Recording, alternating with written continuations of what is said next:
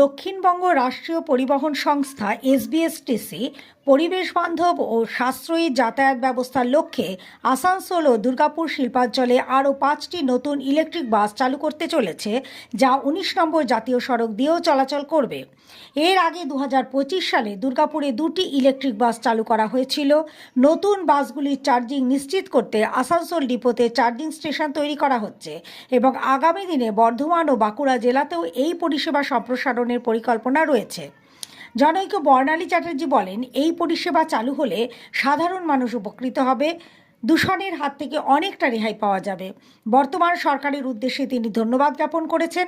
প্রথাগত জ্বালানি এড়িয়ে এই বিদ্যুৎচালিত বাস ব্যবহারের মূল উদ্দেশ্য হল ডিজেল বা সিএনজির খরচ বাঁচানো, আমদানিকৃত তেলের ওপর নির্ভরতা কমানো এবং সম্পূর্ণ ধোঁয়ামুক্ত দূষণহীন গণপরিবহন গড়ে তোলা।